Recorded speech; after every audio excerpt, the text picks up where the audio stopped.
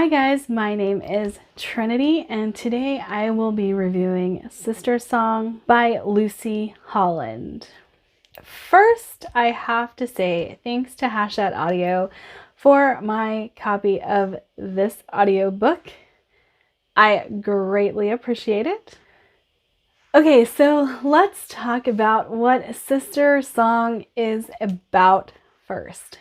So this book is about three sisters who are dealing with life as a pagan family who have brought in a Christian mom to raise them, and their Christian mother has brought Christian beliefs into their pagan society.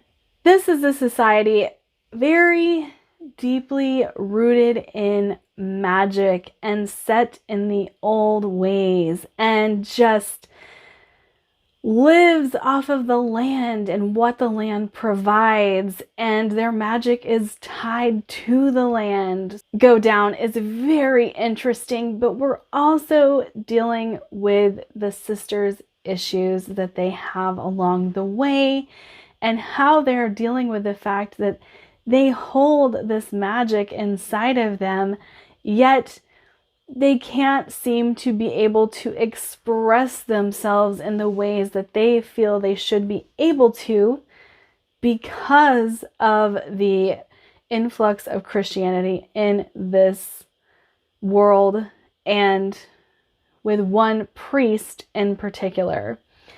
Now, I will say at the very beginning of this book, Christianity is demonized heavily.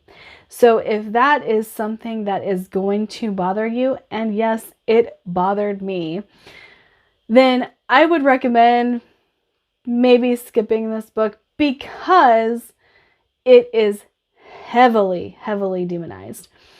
And it is further into the book, and I want to say a third of the way through, where you start to get some explanation as to why they feel this way.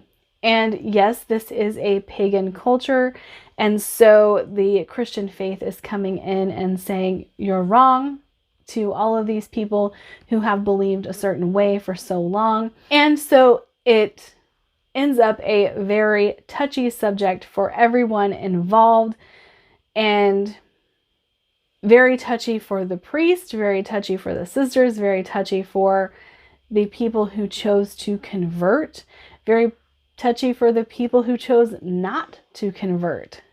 And it becomes this whole battle between paganism and Christianity for a while. As the story progresses, though, you do get more of the sisters' inner struggles, not just the battle between paganism and Christianity, but the sisters' journeys as they go through life. And one of the sisters has always been what most people would say was a tomboy. Never wanted to wear dresses, always wanted to be a soldier, all of these other things. But as the story progresses, you realize not only is she leaning more towards male roles, but she is suffering a huge identity crisis within herself and doesn't know why people keep wanting to stick her in a certain box when that's not who she is. And I won't spoil things for you guys, but moving forward, she comes into her own, and we get to see the true nature of her character revealed. Now, the other two siblings are quite interesting to follow. One, because she's so young and so naive that she doesn't really understand what is going on in her world, and she keeps trying to make things better, but always has a tendency to make things worse. And she's just trying to live her life, but again, she's young, and she has so many aspects of a young character that in most stories, many people would find annoying.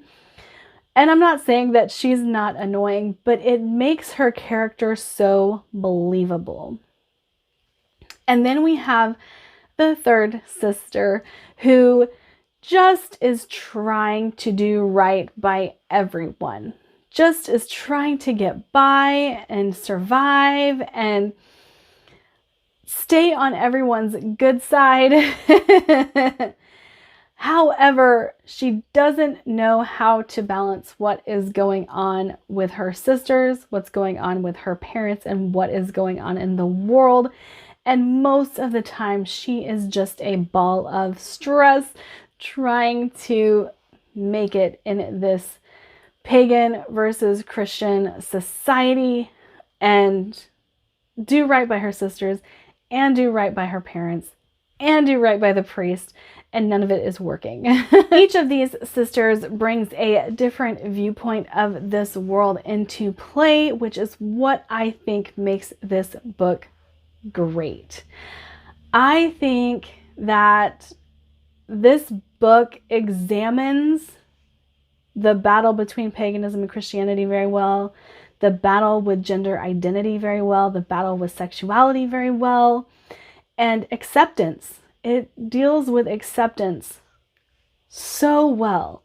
And over the course of the novel, you get to see how people choose to believe what they believe. And that is the ultimate question that's always in my mind.